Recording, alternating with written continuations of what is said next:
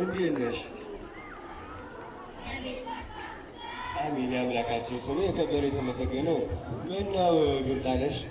በሰንበት ትምህርት ቤታችን ውስጥ ስለ ሆሳዕና በዓል ተጠይቀን ሆሳዕና ምን ማለት ነው?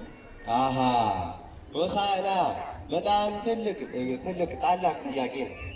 ሆሳዕና ማለት የዐቢይ ጾም 8ኛው ሳምንት ሲሆን ጌታችን መድኃኒታችን ኢየሱስ ክርስቶስ የሚመጣበት ወደ ኢየሩሳሌም በአህያ ጀርባ ላይ የሚገባበት ዕለት የምትታሰብበት ዕለት ነው።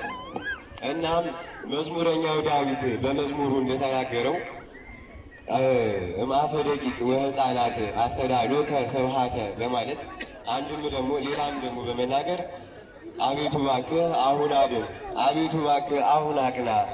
በእግዚአብሔር የሚመጣ ሰው በእግዚአብሔር ስም የሚመጣ ሰው የተባረከ ነው የተቀደሰ ነው በማለት ጌታችን መድኃኒታችን ኢየሱስ ክርስቶስ የሚሞትበትን ዕለት ወይም ደግሞ በመስቀል የሚሰቀልበትን ዕለት ባሰበ ጊዜ ወደ ኢየሩሳሌም ይቀርባል።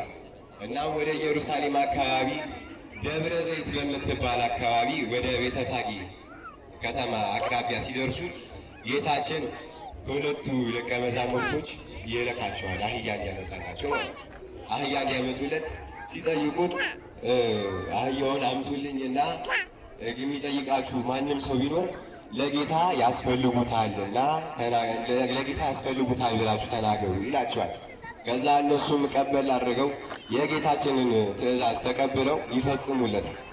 እናም ጌታችን በአህያው ላይ ወጥቶ ወደ ኢየሩሳሌም አቅራቢያ በደረሰ ሰዓት የኢየሱስን ግርማና ሞገስ አይተው እልል እያሉ ሆሳዕና በአርያም ሆሳዕና በአርያም፣ አቤቱ እባክህ አሁን አድን፣ አቤቱ እባክህ አሁን አቅና፣ በእግዚአብሔር ስም የሚመጣ ሰው የተባረከ ነው በማለት ምንጣፍ ልብሳቸውንና ዘንባባ እየቀነጠፉ መሬት ላይ ያስቀምጡለት ጀመረ።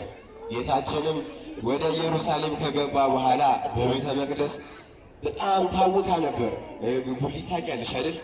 አዎ፣ የሻጭና ለዋጭ ገበያ ነበረችና ቤተ መቅደሱ በጣም ከመቆሸሹና በገበያ ከመሞላቱ የተነሳ ጌታችን ተናዶ ያስወጣቸዋል። ርግቦችንም ይበትናቸዋል። ጠረጴዛቸውንም ይበትንባቸው ይገለብጥባቸውና ቤቴ የጸሎት ቤት ትባላለች በማለት ይናገራቸዋል። ድውያኑም ወደ እሱ ይሄዱና ዕውራኖቹም ማየት ይችላሉ። አንካሶቹም በስርዓት መራመድ ይጀምራሉ። ይህ ነገር ድንቅ ተአምራት ሲሰራ ግን እነዚህ በጣም ክፉ የሆኑ የአይሁድ አለቆች፣ የካህናት አለቆችና የጸሐፍት ፈሪሳውያን በዚህ ነገር ይናደዱና ሆሳዕና ብሎ የሚዘምሩትን ልጆች ያስቆማሉ፣ ዝምም ያስብላሉ።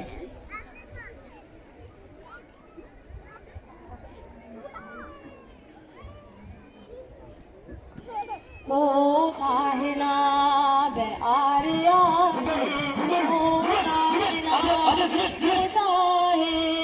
ብለን እንጀምር ምስጋና። ዝም አሰኙልን የጀግኖቹን አንደበት ሆሳዕና እያሉ የሚዘምሩለት። ከተማዋ ትንወጥ ይቁም ጩኸታቸው፣ በአህያው ጀርባ ላይ ተቀምጧል ጌታቸው። እኮ በየትኛው ቅጥ በየትኛው ብርሃን በተላቀች ፍጥረት ይዘምራል ጌትነት። እናንተ ፈሪሳውያን የካህናት አለቆች ስለምን ምክንያት ነው ዝም የምታስብሉት? እነዚህ ልጆች በሚጣፍጥ አንደበት ምስጋና የሚያቀርብ ሰላምን ይዘው በኃይሉ ቢመጣ ታላቅ ንጉሥ ቢሆን በአምላክነት እንዴት ዝም ይላሉ እነዚህ ሕፃናት? ናት ከንቱ የኢየሩሳሌም ሴቶች እንዲህ በሚቁምደግር ነው ለእኛ መልስ የምንመልሱልኛ አዋቂዎች። በየትኛው ስልጣኔ የሚበልጥ ቄሳር? በየትኛው ኃይሉስ የሚገዛልኛል? ከነገደ ሌዊ ወይስ ከይሁዳ የነገሰ እርሱ የመጣ እንደ እንግዳ? መቼ ተወለደ ተናፋቂው መሲህ? ምንስ ሰምታችሁ የምትሉን እንጂ? እዩ ተመልከቱ፣ የቢታንያ ድንጋይ ሆሳዕና እያለ ሲዘምር ሲታይ እንደምን አታውቁም የእርሱን ጌትነቱን ለሰው ልጆች ብሎ መስቀሉን መምጣቱን። ብታውቁትማ እርሱን ይህንን ትሑት ጌታ ትዘምሩ ነበር በታላቅ ደስታ። በከብቶች ግርግም ጌታ መወለዱን እንደምን አታውቁም ከሰማይ መውረዱ። በከብቶች በረት ውስጥ ምን አይነት ንጉሥ ነው? በእንስሳ ምንም ተወልዶ የሚገኘው ከእንስሳ በኋላ ተጭኖ ወደኛ የሚመጣው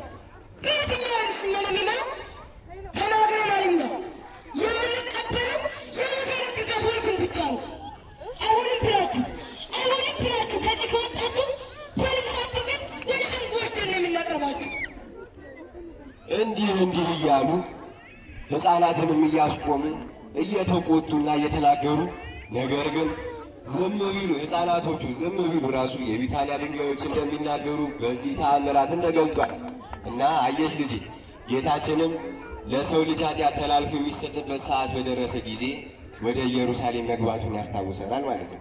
እና ሆሳዕና በአጭሩ አቤቱ እባክህ አሁን አድን፣ አቤቱ እባክህ አሁን አቅና ሲሆን አንድም ደግሞ ቡሩክ ዘይመጽእ በስመ እግዚአብሔር፣ በእግዚአብሔር ስም የሚመጣ የዳዊት ልጅ የተባረከ የተቀደሰ ነው ማለት ነው። ገብቶሻል? አባቴ ገብቶኛል። ጎበዝ ልጅ ጎበዝ ጎበዝ። እዚህ የተነሳ አንድ ግጥም አለ። እስኪ ግጥምሽን በይልኝና እንሂድ። ሆሳዕና በአርያም በጌታ ስም የሚመጣ ከመርኮ ሀገር ከባርነት የሚያወጣ ብሩክ ቅዱስ የአበው ተስፋ የመርገም ጨርቅ ባንተ ጠፋ። የነቢያት ትንቢት የጽድቃቸው ዜና የሕይወት እንጀራ የእስራኤል መና ቃል ከሥጋ ጋር በተዋህዶ ጸና። በሰማያት የተከለል የተጋረድ በደመና በምድር ላይ ተመላለስ ታየ በጎዳና። አላዋቂ በማስተዋሉ ተደገፈ በጥበቡም አመነ። የዚህ ዓለም እውቀት ግን ከንቱ ሆነ። በማኅበር በጉባኤ መካከል ተገለጠ። የዋህ ሆኖ የጽዮን ልጅ በአህያ ላይ ተቀመጠ። ከሕፃናት ከሚጠቡት አፍ ምስጋናን አዘጋጀ። ከንፈሮቻችንን ለምስጋና አንደበታችንን ለዝማሬ ከፈት። እኛም ልጆችን ይዘን ዝንጣፊ ዘንባባ በሐሴት ተሞልተን አሸብርቀን እንደ አበባ የሰላም ንጉሥ መድኃኒዓለም ስለ ስምህ ተቀኝተናል። ሆሳዕና በአርያም ሆሳዕና በአርያም ሆሳዕና በአርያም የዳዊት ልጅ መድኃኒዓለም በኪሩቤል ግርማ የሚቀመጥ አልፋና ኦሜጋ በቀስተ ደመና ላይ ዙፋኑን ሊዘረጋ በእሳት መድረክ ላይ የሚመላለስ በሱራፌል የሚቀደስ የሚወደስ ሰባት መቅረዝ በፊቱ የሚያበራ መንጦላዕተ ብርሃን ማደሪያው የሚያስፈራ በልዩ ልዩ ቅኔ በመለከት ድምፅ በመብረቅ እና በነጎድጓድ የምትገስጽ ዓይኖች እንደ እሳት የሚያበሩ እግሮች እንደ ነጠረ ነሐስ የመሰሉ የልብስ ዘር ቤተ መቅደሱን የመላ የኃያላን ኃያል ባለብዙ ሺህ ሰረገላ በማደሪያ በጸባዖት ባይቻለን አንተን ማየት ትባርከን በበረከት ትፈውሰን በምህረት የአዳም ልጅ የእግዚአብሔር ልጅ ልትዳሰስ በአህያ ላይ ተቀምጠ አገኘን ቤተ መቅደስ። ሆሳዕና በአርያም ወስብሐት ለእግዚአብሔር ወለወላዲቱ